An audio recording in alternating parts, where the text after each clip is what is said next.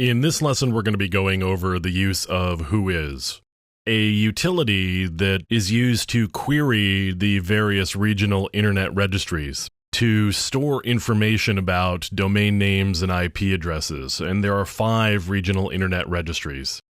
First, there's ARIN, which is responsible for North America, so that would be the US and Canada.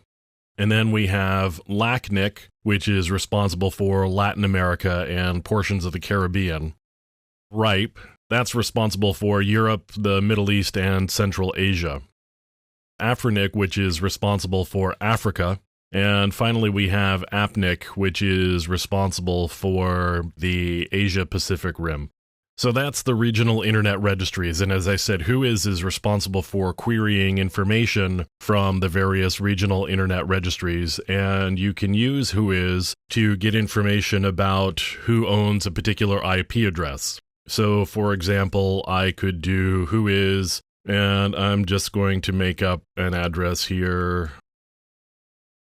And Whois tells me that actually belongs to IBM. You can find out pretty quickly who owns particular IP addresses and who's responsible for them. And from that information, you can get email addresses that belong to a particular company. This one has an email address for the tech contact of ipreg@us.ibm.com. So that's just doing a Whois query. I can specify which Whois registry I want to query. So different IP addresses and different information belong in the different regional internet registries, of course. So if I wanted to go to a particular database, I would use the -h flag. So I could do whois.arin.net and remember the IP address. And I'm going to query that again. And of course, I get the same information back because I went to where it's actually stored. So I can query the regional internet registries directly using the -h flag, and the different registries, of course, would use whois.whatever for their Whois server. So in this case, it would be whois.arin.net. So I can get information about domains as well. So I can query infiniteskills.com, and I can find out that this is Infinite Skills. There's an administrative contact and a technical contact, and you can see the different domain servers. So the servers that would have authoritative information about the DNS entries for that particular domain. You can also see other information like when the record was created for that particular domain. This goes back to 2007. Now, I could also find information where I may not know specifically what I'm looking for. So if I just did Whois foo, I would get a whole lot of systems and domain names that existed with that particular string in it. So you can see it actually aborted after 50 records were found because there's a lot of different systems out there that have foo as part of the name of the system. So the regional registries, in addition to storing information about IP addresses and domain names, sometimes will store information about particular host names.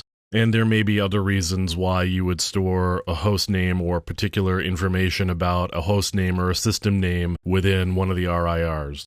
Now, if I wanted to look up something specifically once I had found that, I could now do a lookup on whoisfoo.bar. And it says we don't actually know what that is. Not surprising. I could also do something like this where I'd get more detailed information about all of the things that it turned up. So if I did a Whois equals foo, I've got all of these bits of information. So here, for example, is foo.net. The registrar is Network Solutions. And I've got a couple of name servers here and the creation date and the expiration date. Same thing here with foo.com.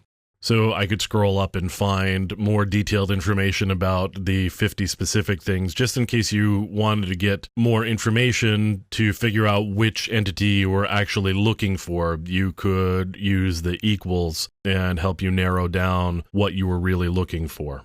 So I'm using Whois as a command line utility here. There are other ways of accessing Whois, and this command line utility is available on Unix-like operating systems. Right now, though, I'm going to show you a web interface at geektools.com, and GeekTools has a handful of tools that are useful for system administrator kind of uses, and in this case, for our ethical hacking uses. So I'm going to go to the Whois site. They've got a little CAPTCHA thing there. And now I'm going to say I want to look up infiniteskills.com.